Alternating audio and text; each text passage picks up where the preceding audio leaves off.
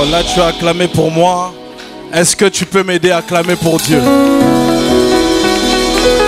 Hey, j'étais en train de dire, est-ce que tu peux m'aider à acclamer pour Dieu?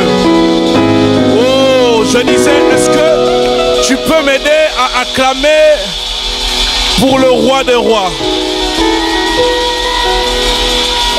Aïe, aïe, aïe, tu ne réalises pas. Un jour, des hommes ont réalisé de quoi il était capable. Et ils étaient en train de dire, mais qui est cet homme? Oh, mais qui est cet homme à qui les mers et les tempêtes peuvent obéir? Est-ce que tu peux acclamer cet homme qu'on appelle Jésus? Celui qui est capable d'apaiser les souffrances de ta vie. Il est capable d'arrêter les fléaux. Il est capable de transformer la vie d'un jeune. Un jour, on a emmené entre ses mains un jeune qu'on appelle David, qui était abandonné, oublié de ses parents. Mais ce jour-là, cet homme a reçu l'onction de devenir le roi. Alléluia. Nous pouvons incliner nos têtes rapidement. Saint-Esprit de Dieu, nous voici cet après-midi dans ta présence encore une nouvelle fois. Laisse que ce moment puisse être bénéfique pour plus d'une personne en ce lieu. Localise un jeune de là où il est. C'est dans des réunions pareilles que la vie d'un homme peut être transformée. Aide une personne à prendre de la hauteur. Aide une personne à te rencontrer. Utilise-moi puissamment pour la vie de quelqu'un. Tout pour ta gloire au nom puissant et précieux de Jésus-Christ. Nous avons ainsi prié. Amen. Oh, salut les amis. Eh, c'est triste ici. Laissez-moi poser un cadre correct pour que tu sois encore à l'aise. Salut les amis. J'aimerais que tu puisses saluer 3 personnes rapidement avant que nous puissions commencer. Non, tu le salues, tu fais un sourire. S'il boude, tu lui dis, il n'y a pas de bouddhistes ici, mais nous sommes au milieu des chrétiens. Oh, je vois des gens en train de bouder. Je me demande, est-ce qu'on est dans une réunion de bouddhistes? Salut rapidement. Amen. Sans plus tarder, rapidement, j'aimerais m'acquitter de ce devoir. Un grand merci à la pastorale, le pasteur Emma ainsi que le pasteur Freddy pour l'opportunité qu'il nous donne cet après-midi de parler de la part de Dieu. Un grand merci à vous, ainsi qu'à toute l'équipe pastorale. Un grand merci à la jeunesse, aux responsables de la jeunesse pour la confiance. Et un grand merci à toi qui es ici en ce moment. Amen. Oh mon ami, tu peux m'aider hein? Ok, rapidement, nous allons continuer dans la lancée de ce qui s'est passé hier. Hier, nous avons été bien nourris, Dieu a fait grâce, c'est vrai ça? C'est vrai ça? Alors on va continuer sur cette lancée. Je vais vraiment essayer de vous mettre le plus à l'aise possible, que ça soit plutôt une discussion, un échange entre nous plutôt qu'une prédication. Ça vous va? On travaille comme ça? Ok, notre texte qu'on nous donne, c'est Ésaïe chapitre 40, verset 28. Et pour une bonne compréhension, j'aimerais que chacun de nous puisse avoir ce texte devant de ses yeux. Ésaïe chapitre 40, verset 28. Nous sommes à un grand rendez-vous qu'on appelle le rendez-vous des aiglons. Hier, on nous a parlé de l'aigle, on nous a parlé de la vision de l'aigle, on nous a parlé des caractéristiques de l'aigle. Et par la grâce de Dieu, dans notre échange, ce soir, nous allons pouvoir demeurer dans cette même élan. Amen. Donc, Ésaïe chapitre 40, verset 28, nous lirons du verset 28 au verset 31. Je lis la parole de Dieu. Ne le sais-tu pas? Ne l'as-tu pas appris? C'est le Dieu d'éternité, l'Éternel, qui a créé les extrémités de la terre. Il ne se fatigue point, il ne se lasse point. On ne peut sonder son intelligence. Avant de continuer, j'aimerais que tu puisses retenir cette information. Qu'il ne se fatigue point, qu'il ne se lasse point. Amen. Le verset 29, la Bible dit, il donne la force à celui qui est fatigué. Il augmente la vigueur de celui qui tombe dans la défaillance. Le verset 30, les adolescents se fatiguent et se lassent, et les jeunes hommes chancellent. Le verset 31, Mais ceux qui se confient à l'Éternel renouvellent leur force. Ils prennent le vol comme les aigles. Ils courent, ils ne se lassent point. Ils marchent et ne se fatiguent point. Parole de l'Éternel. Amen. Alors hier, on nous a parlé de beaucoup de choses. De ce qui caractérise un aigle. Tout le monde a bien compris cela. Hier, on nous a dit qu'un aigle a une vision. On nous a dit que l'aigle est appelé à être dans les hauteurs. Amen. Mais l'information que j'aimerais introduire ce soir pour que tu puisses comprendre, Ésaïe, lorsqu'il est en train de parler, il commence par donner une information qui est cruciale. L'information qu'il donne, il place Dieu l'Éternel à sa place. Et il précise que l'Éternel qui est Dieu, lui, il ne se fatigue point et lui, il ne se lasse point. Avant de parler de la capacité qu'un homme doit avoir, avant même de parler de la capacité d'un aigle, il commence d'abord par définir dans quel contexte nous sommes en train de parler. J'aimerais dire à quelqu'un, nous ne sommes pas en train de parler... Le monde aussi peut parler des caractéristiques de l'aigle. Le monde aussi peut s'inspirer de la capacité de l'aigle. Mais dans les réunions dans lesquelles nous sommes, nous, l'image parfaite d'abord que nous regardons, c'est d'abord Dieu. Voilà pourquoi on pose la base. On dit que Dieu, lui, dans sa capacité, dans ses caractéristiques, il ne se fatigue point et il ne se lasse point. Amen. Voilà pourquoi j'aimerais dire à un jeune ce soir, le Dieu que tu cherches, le Dieu que tu as accepté, le Dieu que tu aimes, sa particularité, c'est que lui, il ne se fatigue point et lui, il ne se lasse point. Et c'est une chose que tu dois comprendre. Amen. Et la Bible continue. Après avoir donné cette parole, on dit que c'est Dieu-là qui ne se fatigue point et qui ne se lasse point. L'une de ses capacités, c'est qu'il donne la force à celui qui est fatigué. Mais pourquoi il peut donner la force à celui qui est fatigué? Parce que lui, il ne se fatigue jamais. Oh. Pourquoi lui, il peut te permettre de ne jamais te lasser? C'est parce que lui, dans ses caractéristiques, lui, dans son palmarès, on n'a jamais trouvé Dieu fatigué et lassé. Il donne la force à celui qui est fatigué. Et il augmente la vigueur de celui qui tombe en défaillance. Là, on parle des enfants de Dieu. On ne parle pas de n'importe qui. Et ce soir, dans cette catégorie, je parle aux chrétiens. Oh, amen. Donc la Bible est en train de s'adresser aux chrétiens. Dieu fait comme une distinction entre ceux qui ont l'éternel et ceux qui n'ont pas l'éternel. C'est quelle est la distinction? C'est que, bien aimé, nous pouvons avoir le même âge, nous pouvons avoir les mêmes capacités, mais il y a un temps dans la vie où, un moment ou un autre, les hommes finissent par se fatiguer. Et dans la fatigue des hommes, on peut déterminer qui a Dieu et qui n'a pas Dieu. C'est là que Dieu va jouer son rôle. C'est là où, lorsque toi tu es limité, lorsque toi tu ne t'en sors plus, que tu vas comprendre que la force de l'Éternel va au-delà des limites des hommes. Voilà pourquoi j'aimerais dire à quelqu'un, à un jeune, si dans ta vie tu te sens comme limité, tu te sens comme tu ne peux pas aller au-delà d'un certain cap, mais ce soir j'ai une solution pour toi. Cette solution, c'est le Dieu qu'on nous présente. Il est capable de renouveler les forces. Oh, il y a des gens qui ne comprennent toujours pas. Il est capable de renouveler les forces. Voilà pourquoi la Bible, dans ce contexte, mon ami, va montrer l'exemple de l'aigle. Pourquoi? Parce que le chrétien comme l'aigle, tout enfant de Dieu est appelé à être dans les hauteurs. C'est là qu'on fait la comparaison avec l'aigle. Pourquoi on te compare à l'aigle? Parce qu'un aigle n'est pas fait pour rester à terre. Un aigle n'est pas fait pour rester dans une surface moyenne. Mais un aigle est appelé à percer et aller vers de l'avant. Et quand je consulte ma Bible, je pose la question à Dieu. Mais pourquoi tu compares l'aigle au chrétien? Il me dit, va. Regardez, la Bible dit quoi? Dans le même livre qui est Ésaïe. On dit, on va dire, mon serviteur montera et se lèvera plus haut. Donc Dieu a placé un standard pour ses serviteurs. Oh, Dieu a placé un standard pour ses serviteurs. Tu ne peux pas servir Dieu et rester par terre. Parce qu'il a dit, mon serviteur montera et se lèvera plus haut. Donc, tout chrétien qui est ce soir en ce lieu est appelé à prospérer, à monter et à être dans les hauteurs.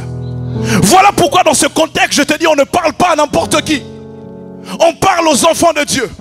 Mais pour savoir que tu es appelé à être dans les hauteurs, tu dois d'abord avoir conscience de l'identité de qui tu es.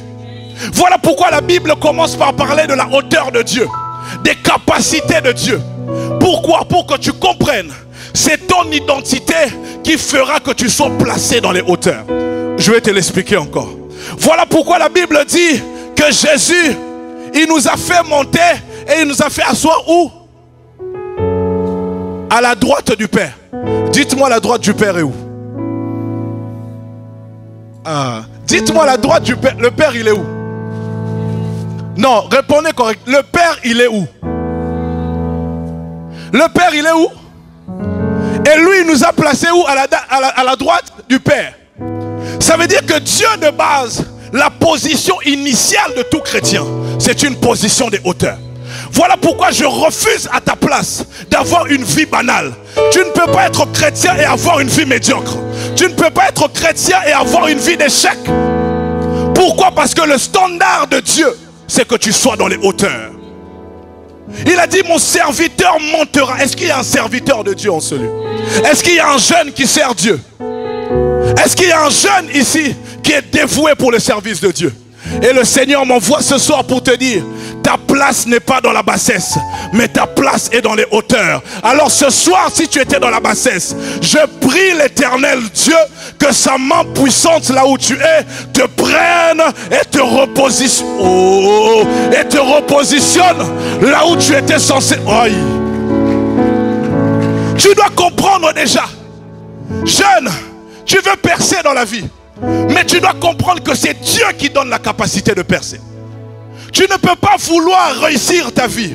Tu ne peux pas vouloir réussir dans les études, exceller dans la vie, sans avoir connaissance de l'importance de Dieu. Pourquoi ce message est prêché ce soir? Notre thème est la détermination, mais avant de comprendre cela, j'aimerais que tu puisses comprendre ces choses. Jeune homme, tu peux vouloir faire ta vie sans Dieu. Les adolescents finissent par se fatiguer parce qu'ils comptent sur leurs capacités. Il y a des gens, vous comptez sur vos capacités. Vous pensez que vous n'avez pas besoin de Dieu pour réussir. Mais j'ai une information importante à te dire. Il y a un temps dans la vie d'un homme qu'on appelle le soir. Et le soir ne fait exception de personne. Que vous soyez milliardaire, que vous soyez millionnaire, que vous soyez multimilliardaire, il y a un temps dans la vie d'un homme qu'on connaît tous, qui est le soir. Le temps du soir, c'est le temps des difficultés. Le temps du soir, c'est le temps des pleurs. C'est des temps de solitude où vous avez besoin d'une personne qui peut apporter ce que les hommes ne peuvent pas apporter. Est-ce qu'il vous est déjà arrivé de vous retrouver dans une situation où aucun homme arrive à vous apporter sa solution? Où vos parents n'arrivent pas à vous expliquer qu'est-ce qu'ils peuvent vous apporter? Où les amis se détachent de vous? Ou comme par hasard, c'est comme si tout le monde a oublié ton numéro de téléphone. Dans ces temps-là, c'est des temps où les adolescents se fatiguent. Ils se remettent en question. Est-ce que je suis vraiment appelé à quelque chose? Est-ce que mes études, je les réussirai un jour? Est-ce que cette année, je vais terminer cela correctement?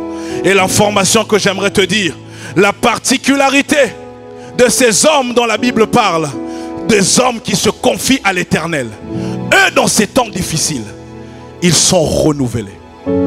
Maintenant, je vais expliquer par rapport à l'aigle.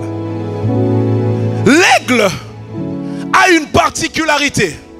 C'est que l'aigle connaît les saisons dans lesquelles il se trouve. Vous le savez ça? L'aigle, il sait quand est-ce qu'il est quand est-ce qu'il est au zénith de sa vie. Il sait quand est-ce qu'il est en pleine force. Mais l'aigle sait aussi lorsque ses plumes commencent à s'abîmer. Lorsque ses plumes commencent à se détruire.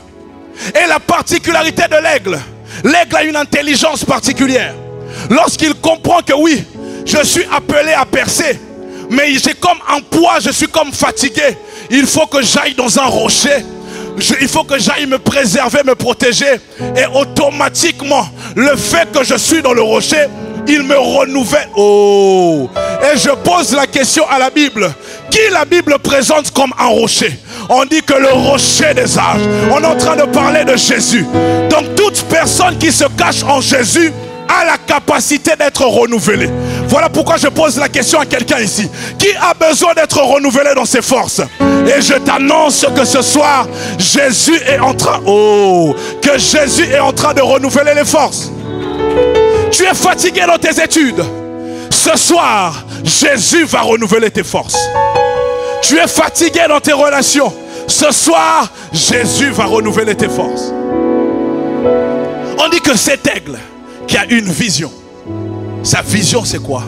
C'est qu'il est appelé à percer, à aller dans les hauteurs. Et nous aussi, pourquoi Dieu fait cette comparaison?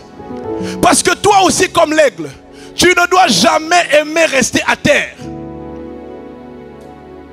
Tu ne dois jamais aimer qu'on limite ta vie.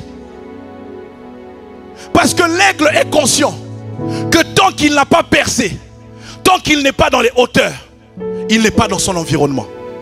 Il y a des personnes, vous ne percez pas. Vous n'arrivez pas à aller au-delà. Non pas seulement parce que vous manquez de détermination, mais parce que les environnements dans lesquels vous vous retrouvez, ce n'est pas des environnements dans lesquels Dieu vous a appelé à être. Un aigle ne côtoie pas tout le monde. Il côtoie des gens qui le permettent d'être dans les hauteurs. Il côtoie des gens qui le permettent de réussir. Maintenant la question que je te pose, tu veux réussir, tu veux percer, tu veux aller loin, tu veux aller dans les hauteurs, mais qui est à tes côtés? Qui est à tes côtés? Voilà pourquoi Ésaïe va répondre. Il dit, mais ceux qui se confient à l'Éternel, ça veut dire que ces gens-là ont qui à leur côté? L'Éternel. Ils ont l'Éternel à leur côté. Et l'Éternel va faire quoi? Il va renouveler leur force. Est-ce que je parle à quelqu'un? Oh, est-ce que je parle à quelqu'un? Il dit, ils renouvellent leur force. Lorsque leur force est renouvelée, qu'est-ce qu'il fait? Ils peuvent reprendre leur envol. Qu'est-ce que ça veut dire, bien-aimé? C'est qu'il y a quelque chose, il y a un secret qui se cache derrière cette image de l'aigle. C'est que l'aigle étant conscient de qui il est, l'aigle étant conscient de sa vision, étant conscient de l'environnement dans lequel il doit être, lorsque l'aigle se sent comme limité, l'aigle active ce qu'on appelle la détermination de sortir de là. La détermination, c'est un choix. La détermination est une décision. Bien-aimés, vous ne pouvez pas grandir avec Dieu. Vous ne pouvez pas aller loin avec Dieu, malgré vos motivations. Mais il y a un niveau où vous aurez besoin de ce qu'on appelle la détermination. Vous pouvez vouloir aller loin dans la vie. Tu peux vouloir servir Dieu. Mais tu dois avoir un élément capital et crucial qu'on appelle la détermination. Pourquoi? Parce que toute personne qui est appelée à la hauteur va faire face à ce qu'on appelle le vent et la tempête. Oh. Ça va les jeunes? Si je parle trop comme prédication, dis-moi non, parle mon ami. Ça va? On se comprend? Il y a des gens qui veulent percer ici. Il y a des gens qui veulent percer ici. Il y a des gens qui veulent percer ici. Ok. Toute personne qui est appelée à la hauteur fait face à ce qu'on appelle les vents et la tempête. Mais lorsqu'on va nous parler de l'aigle, je ne vais pas revenir dessus parce que hier ils ont beaucoup parlé de ça. La caractéristique de l'aigle, la capacité de l'aigle, c'est que l'aigle profite des tempêtes et du vent pour pouvoir percer. L'aigle va profiter des choses qui disqualifient les autres, des choses qui fatiguent les autres pour pouvoir percer. Pourquoi? Parce que l'aigle connaît le secret du renouvellement. Bien-aimé, j'aimerais dire à quelqu'un, tu peux vouloir réussir dans la vie, mais si tu ne sais pas t'accrocher à Dieu, si tu ne sais pas te préserver en Dieu, il y a un moment dans ta vie, tu ne pourras pas percer. a des lieux que tu ne pourras jamais aller, Emmanuel.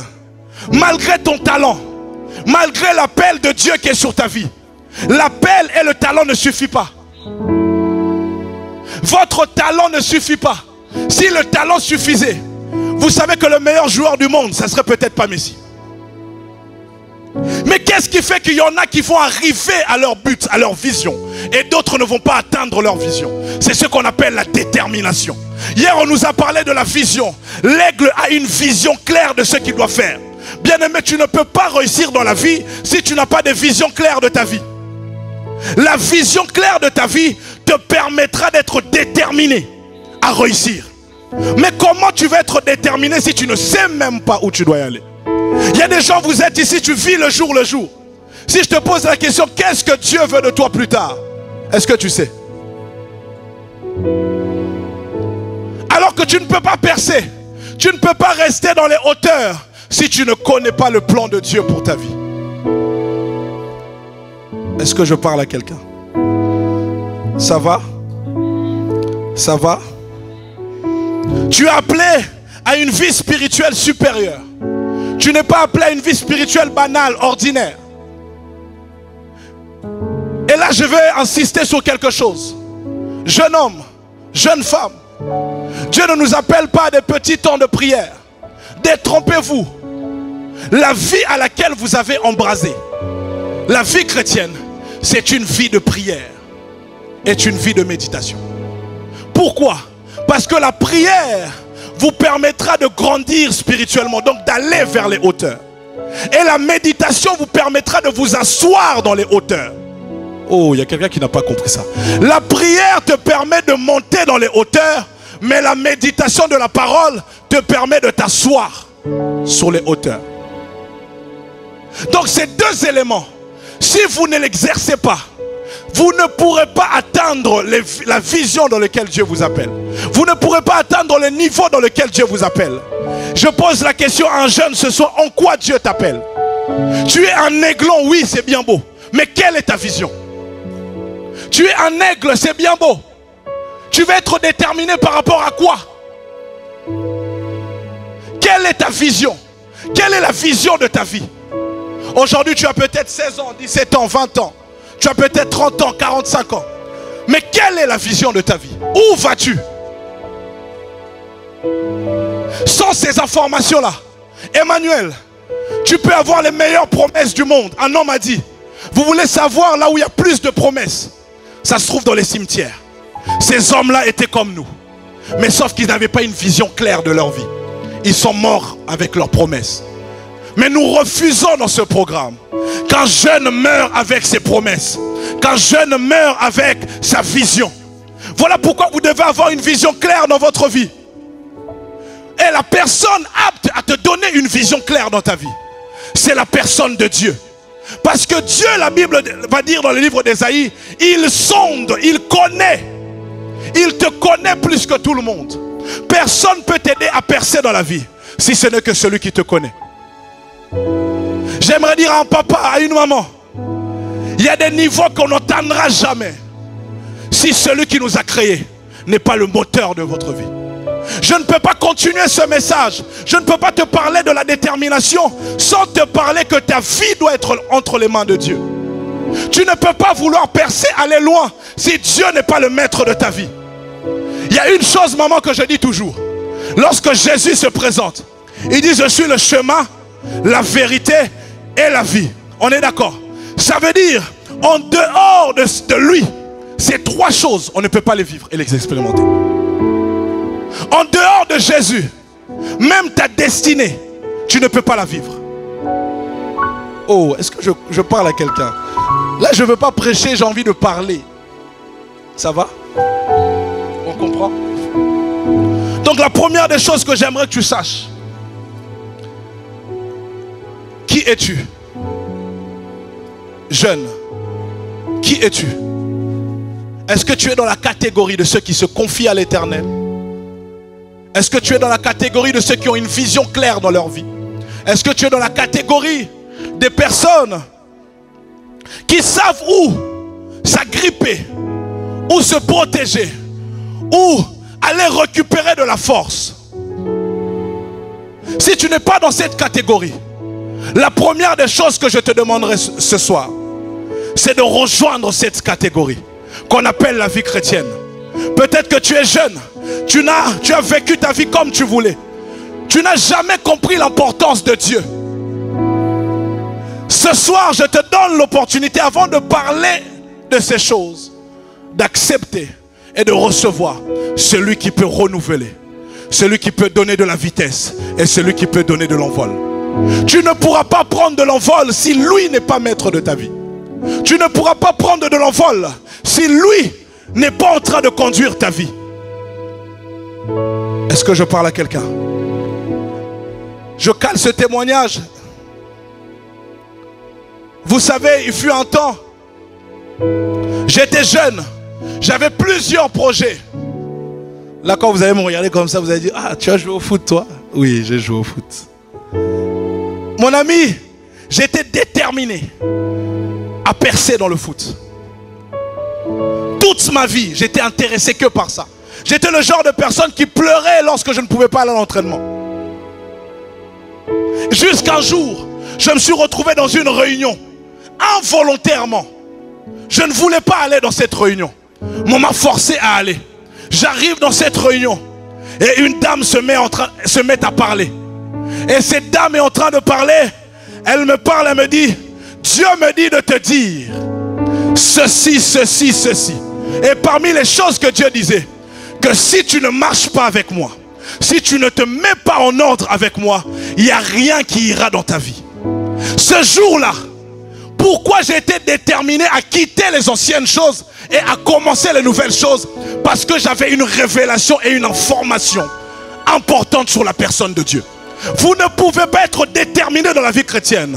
Vous ne pouvez pas être déterminé à servir à l'église. Vous ne pouvez pas être pleinement utile à l'église tant que vous n'avez pas une révélation claire de la personne de Dieu. On peut tout vous enseigner. On peut tout vous emmener. On peut t'imposer les mains. Mais il y a des choses qui marchent une fois seulement que tu as eu la révélation. La révélation déclenche directement la détermination. Je répète, la révélation déclenche directement la détermination. Est-ce que quelqu'un comprend? Je ne sais pas pourquoi je parle beaucoup du salut, mais ça va être utile à quelqu'un. Voilà pourquoi un homme comme Pierre, c'était un homme qui se fatiguait. C'était un homme qui se lassait. Des fois même on parle de lui que Pierre, des fois Pierre retournait dans ses occupations. Il disait les choses de Dieu là, ah, je retourne dans mes choses. C'était un homme qui se lassait et qui se fatiguait. Jusqu'à un jour, la Bible parle dans le livre de Actes des Apôtres. Le même Pierre était dans une chambre qu'on appelle la chambre haute. Ils étaient là, ils étaient en train de prier. Ils étaient en train de prier. Et là, la Bible dit, une puissance est venue sur eux. Le Saint-Esprit survenant sur eux. Bizarrement, lorsqu'ils reçoivent cette puissance, le même Pierre qui se fatiguait, qui se lassait, se retrouve plein de force et allait prêcher devant 5000 personnes. Et 5000 personnes sont converties. J'aimerais dire à quelqu'un, la confiance en Dieu te fera gagner du temps et la confiance en Dieu te donnera plus de résultats que ta propre force. L'homme n'arrivait pas à pêcher des poissons. Il n'arrivait pas à avoir de l'argent. Il n'arrivait pas à avoir un capital. Mais le jour où il a fait sa confiance, il a mis sa confiance en Dieu. Le jour où il s'est déterminé à vivre Dieu, sa vie a été transformée et changée. Bien-aimé, la révélation de Dieu changera ta vie, jeune homme.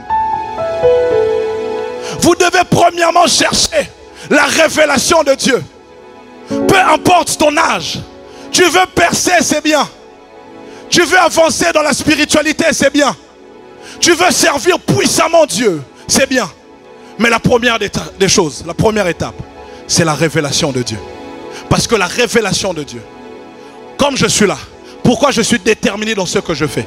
Pourquoi chaque matin, il y a des jours je me lève, j'accepte de prendre la route, d'aller dans des endroits et des endroits, parce que j'ai la révélation de Dieu et je suis déterminé à servir le Dieu que j'ai rencontré. Vous ne pouvez pas être utile et être déterminé à l'église si vous n'avez pas la révélation de Dieu. Vous ne pouvez pas impacter le monde et être dans les hauteurs si vous n'avez pas la révélation de Dieu. Vous savez pourquoi? Parce que les hauteurs vous rapprochent de Dieu. On me comprend? Les hauteurs vous rapprochent de Dieu. Voilà pourquoi ce soir, j'aimerais dire à quelqu'un, quelle est la révélation que tu as de Dieu? Est-ce que toi aussi, tu as la révélation que lui, c'est le Dieu l'éternel, qui ne se fatigue point, qui ne se lasse point? Ou tu as une révélation floue de Dieu? Il y a des gens, on est là, aucune révélation de Dieu. Tu viens peut-être parce que les parents t'emmènent. Tu viens peut-être parce qu'on t'a juste envoyé une invitation. On peut prêcher, on peut parler de la percée. Mais tant que toi tu ne l'as pas accepté et tu n'as pas cette révélation, la percée ne te concerne pas. On peut te parler de l'onction, on peut te parler de tout, maman. Mais tant que cette chose-là n'a pas eu lieu, tout le reste, on va danser ensemble, on va manger ensemble, tu partiras et ta vie elle sera toujours comme ça. Mais ce soir, je suis venu jusqu'ici. J'ai quitté Paris pour venir jusqu'ici. Et je refuse que la vie d'un jeune en ce lieu reste dans la bassesse. Je refuse que ta vie soit limitée quelque part. Alors je suis venu afin que la parole qui est prêchée t'emmène dans les hauteurs et te repositionne à l'endroit dans lequel Dieu t'a appelé. Amen. La Bible parle d'un homme paralytique. Jade. On dit cet homme dans le livre de Actes. Première information, on le portait. On l'emmenait tous les jours devant le temple. On l'emmenait devant quoi? Devant le temple, tous les jours. Les gens le portaient, ils l'emmenaient devant le temple pour demander de l'aumône. Amen. L'aumône, c'est tout ce qui est les gens qui demandent l'argent dehors, tout ça. On emmenait cet homme. Il était devant le temple. Amen. Mais est-ce que vous savez que la destinée de cet homme n'était pas censée être là? Est-ce que vous savez que cet homme n'était pas appelé à vivre sa vie comme ça? Est-ce que vous savez que ce paralytique n'était pas appelé à demander de l'argent? Dieu l'attendait dans une autre dimension. Dieu l'attendait dans un autre niveau. Mais il fallait quelque chose pour déclencher le niveau dans lequel Dieu l'attendait. Oh! Quelqu'un peut me demander quoi? Demande-moi quoi? Quelle est cette chose? Donc cet homme, tous les jours, on le plaçait quelque part. Il était devant le temple et il demandait de l'aumône. Tous les jours. Mais il y a un jour où sa vie a eu un bouleversement. Qu'est-ce qui s'est passé? Il y a des hommes qui sortaient d'une chambre qu'on appelle la chambre haute. C'était des hommes comme nous, qui venaient simplement de prier, qui venaient de soupirer auprès de Dieu, qui avaient reçu une puissance. Pierre et Jean arrivent devant ce paralytique. Il lui dit, j'ai ni argent, j'ai ni or, mais quoi? C'est que... Ah, ça veut dire que le ce que j'ai, c'est l'information que cet homme manquait pour entrer dans sa destinée. Oh. J'ai dit, non, en réunion, non, en discussion, non? Il lui dit, j'ai ni argent, ni or, mais ce que j'ai, je te le donne. En d'autres termes, cet homme, tant qu'il n'avait pas cette révélation qu'on allait lui donner, il resterait bloqué à un endroit précis. Vous pouvez être appelé à des grandes choses. Vous pouvez être appelé à la hauteur. Mais il y a des révélations, si vous ne les recevez pas dans votre vie, vous resterez au même stade. Il a vécu un temps dans sa vie devant le temple. Les autres pouvaient chanter Dieu. Les autres pouvaient adorer Dieu. Les autres pouvaient sauter. Mais cet homme ne pouvait pas le faire. Mais ce jour-là, Pierre vient. Comme ce programme qui est venu. Pierre et Jean arrivent devant lui. Pierre, il marche, il dit non, non, non. Cet homme, je ne peux pas le laisser ici. Parce que Dieu ne l'appelle pas à rester dehors du temple. Mais Dieu l'appelle à rentrer dans le temple. Je répète. Cet homme était dehors. Mais Pierre l'a vu. Il a dit non. Il s'est souvenu d'une parole. Demandez-moi quelle parole. La Bible dit dans Matthieu chapitre 28 verset 19. Allez et faites de toutes les nations. Hein? Ok. Ça veut dire que ce jour-là, Pierre voulait partir, Papa Freddy. Mais il s'est souvenu qu'il avait une mission que Jésus lui avait donnée. Il dit la mission de Jésus, c'était de faire des hommes, des disciples. Et cet homme qui est dehors de l'église, il n'est pas disciple. Maintenant, je dois faire de la sorte qu'il puisse devenir disciple, qu'il rentre dans... Oh mon Dieu. Qui n'est pas disciple ce soir? Je viens ce soir avec une parole pour t'introduire. Oh mon Dieu. Il vient, il le tient par la main. Il dit, j'ai ni argent, j'ai ni or. J'aime toujours dire, Pierre ne manquait pas d'argent ce jour-là. Il ne manquait pas d'or. Mais la différence c'est quoi? Bon, peut-être il manquait l'or, pardon. Il ne manquait pas d'argent. Mais la différence, demande-moi, c'est quoi?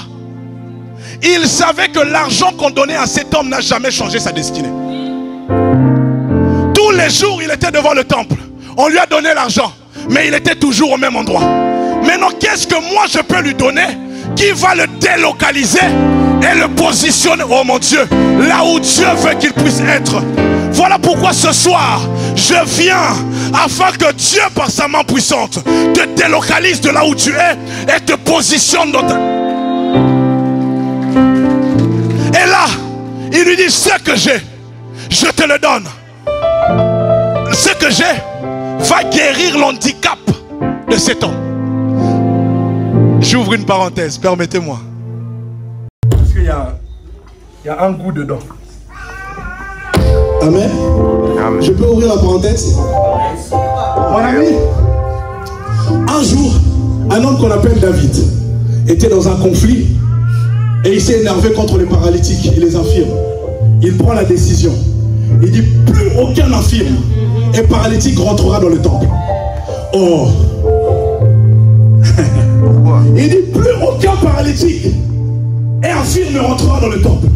Donc cet homme qui est devant le temple, il n'est pas seulement là parce qu'il veut demander de l'argent. Il est aussi là parce qu'il y a une limite spirituelle qui l'empêche d'entrer dans le temple. Ah, non, à Dijon, les gens ne croient pas. Les gens ne croient pas. Cet homme, à cause d'une parole de David, est-ce que tu sais, c'est pas Dieu qui a parlé, mais c'est David qui avait pris une décision. Donc il y a des hommes des fois qui prennent la décision de la vie de quelqu'un en disant que toi tu ne vas pas passer telle limite, toi tu n'iras pas dans les hauteurs. Mais c'est que ces hommes oublient, si eux ils te limitent, il y a un Dieu qui t'appelle.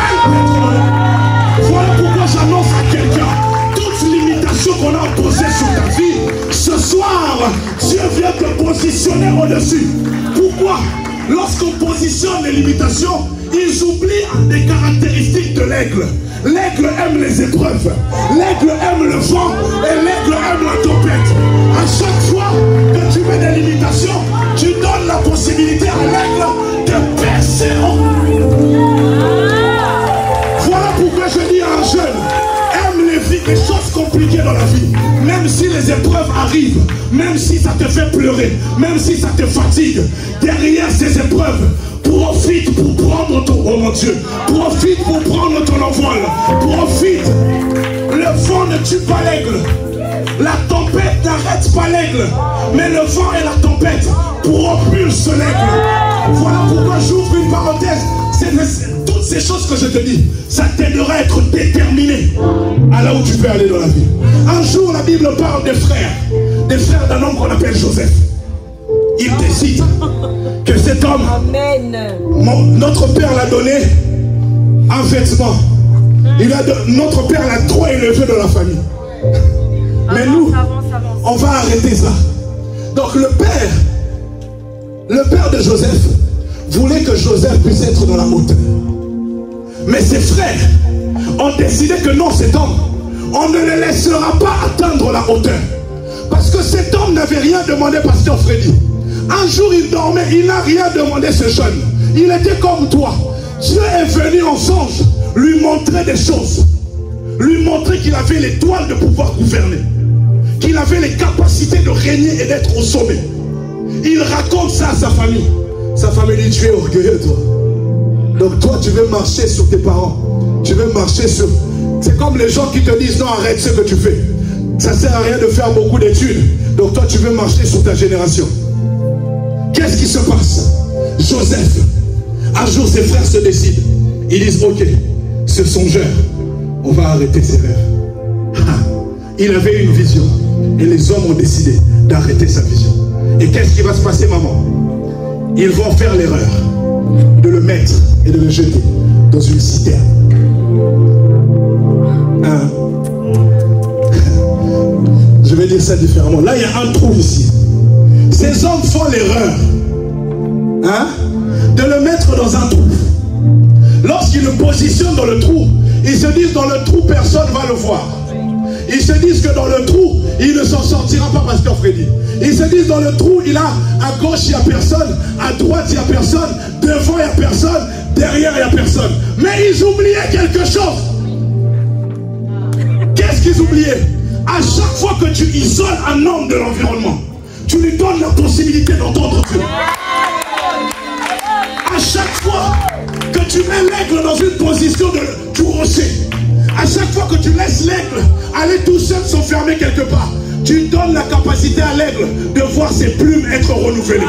En d'autres termes, lorsqu'ils l'ont jeté dans la citerne, ils ont provoqué un renouvellement de... Ils ont provoqué un renouvellement de Joseph. Voilà pourquoi lorsque ils sont partis, ils se sont dit c'est terminé. Mais ils ne savaient pas. Joseph, pendant qu'il était dans la citerne, il était en train d'être renouvelé par Dieu. Il était en train de recevoir des informations par Dieu. Il était en train d'être équipé par Dieu. Par là, j'aimerais dire à quelqu'un, tu dois apprécier des temps de solitude. Tu dois apprécier des temps seuls avec Dieu. Parfois, il faut aimer lorsque les gens t'abandonnent. Il faut aimer lorsque les gens te laissent être seul.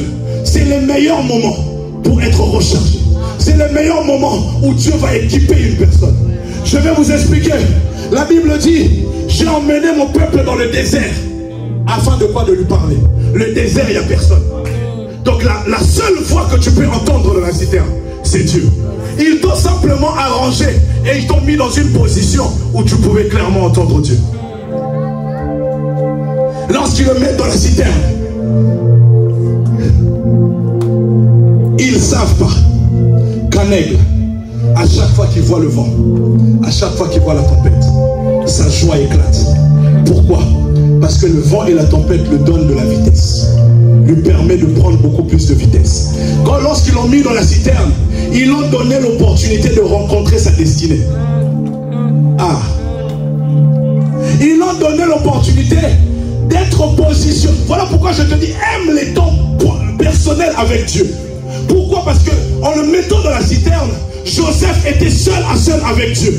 À chaque fois qu'on est seul à seul avec Dieu, Dieu vient nous repositionner et nous emmener quelque part d'autre. Voilà pourquoi en étant dans la citerne, seul à seul avec Dieu, Dieu va créer quelque chose qui va l'emmener en Égypte. Parce que sa destinée était en Égypte.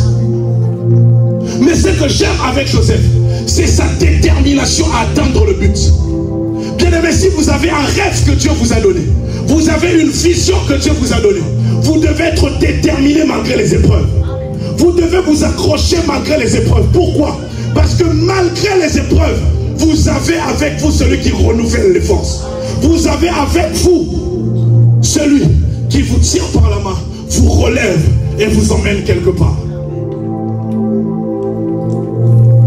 Donc si tes frères t'ont abandonné, si ta famille ne compte plus sur toi, si ta famille, jeune homme, j'ai rencontré des gens, pasteurs, qui me disent que leur famille ne croit pas en eux. C'est pas parce que ta famille ne croit pas en toi que tu n'arriveras pas quelque part. C'est pas parce que tes amis ne croient pas en toi que tu n'atteindras pas certains niveaux. Voilà pourquoi ce soir j'aimerais dire à quelqu'un, les limitations qui t'empêchaient de percer, ça doit tomber. Tu dois laisser ces choses. Et je suis en train de finir. Ça m'étonne même parce que c'est pas ce que j'avais prévu de dire. Mais je sens que ça bénit quelqu'un ce soir. Oh, je disais, je sens que ça bénit quelqu'un. Je disais, je sens que ça bénit quelqu'un. Pour chuter, c'est que j'aimerais que tu saches l'information que je t'ai dit après cette soirée. Jeune homme, jeune femme, va chercher la révélation de Dieu.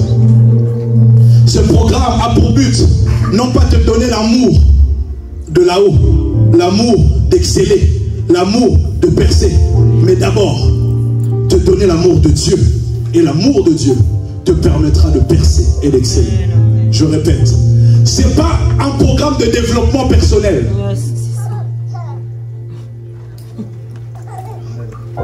Hein? Yes. Donc si c'est pour devenir riche et quitter l'église, bien aimé, tu fais fausse route. Mais ce programme a pour but de rapprocher un jeune de Dieu, de faire comprendre que Dieu est le centre de ta vie. Et si Dieu est le centre de ta vie, si tu as la révélation de ce Dieu-là, de ta vie sera déclenchée la détermination d'arriver jusqu'au bout. Vous savez pourquoi tous les jours on se bat?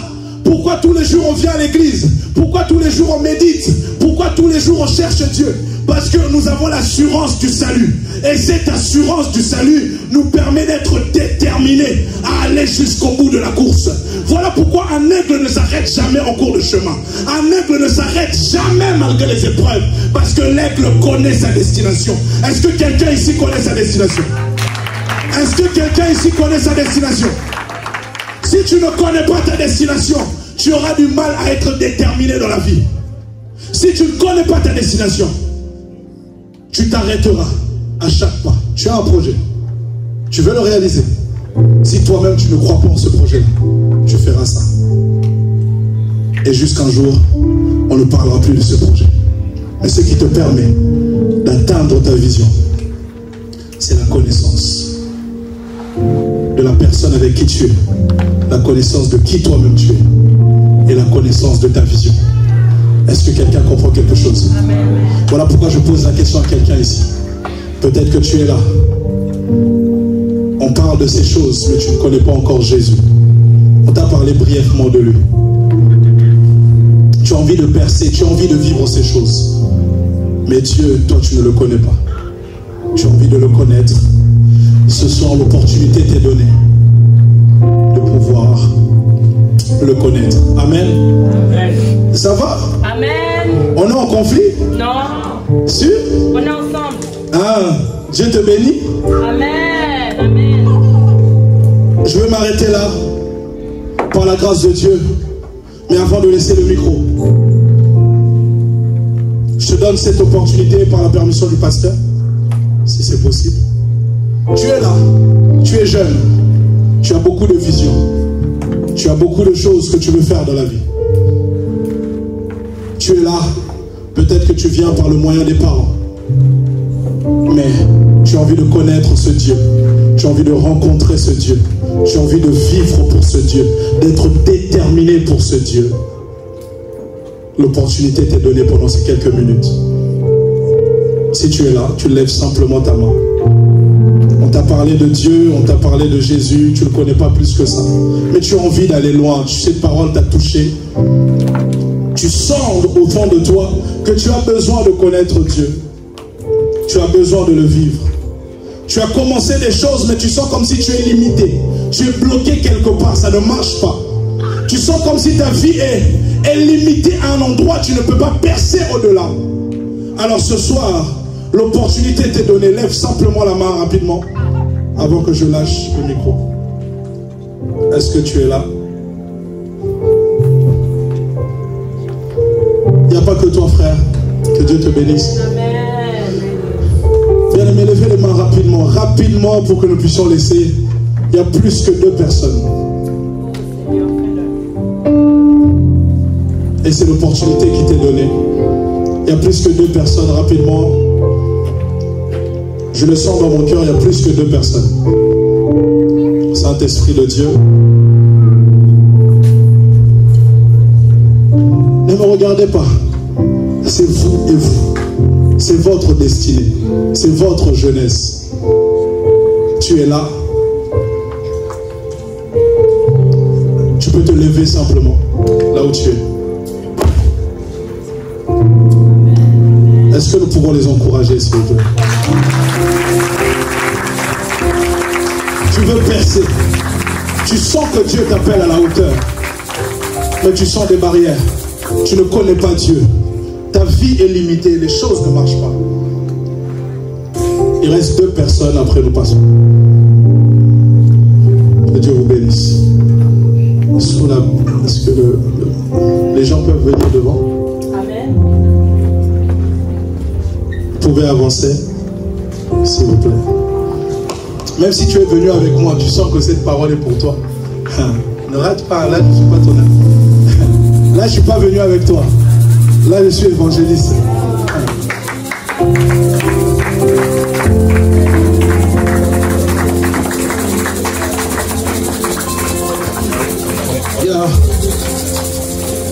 Oh mon Dieu. Est-ce que tu vas m'aider avec ce chant? Conduis-moi, je te suivrai. Conduis-moi et j'irai. Tu m'appelles, je te répondrai. Conduis-moi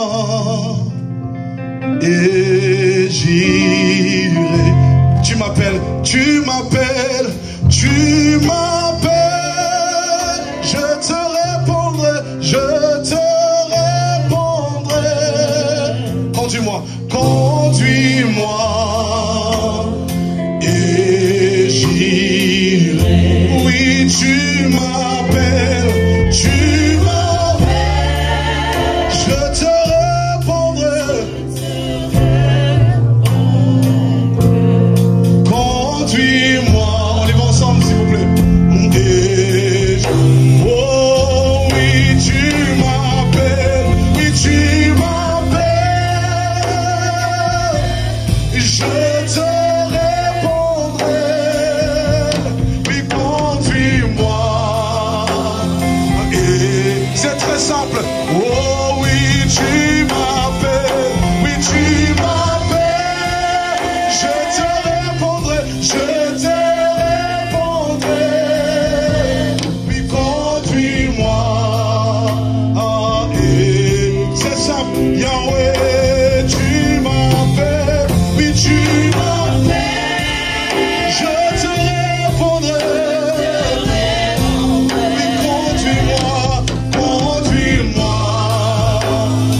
Et oui, ce soir, Yahweh, tu m'appelles. Oui, tu m'appelles. Oui, je te répondrai. Oui, conduis-moi. Est-ce qu'on peut le chanter ensemble, mes amis? C'est très simple et désireux. Yahweh, oui, tu m'appelles. Tu m'appelles. Oui, je te répondrai. Oui, conduis-moi. Mes amis, vous êtes en face de la meilleure décision de votre destinée. Vous êtes en face de la meilleure décision qui transforme la vie d'un homme. Peu importe votre âge. Je ne sais pas à quel âge vous avez. Oh, le Saint-Esprit est en ce lieu. Je disais le Saint-Esprit est en ce lieu. Je disais le Saint-Esprit est en ce lieu. Vous pouvez légèrement lever vos mains, les amis. Jésus, Je peux appeler le pasteur Freddy. Jésus.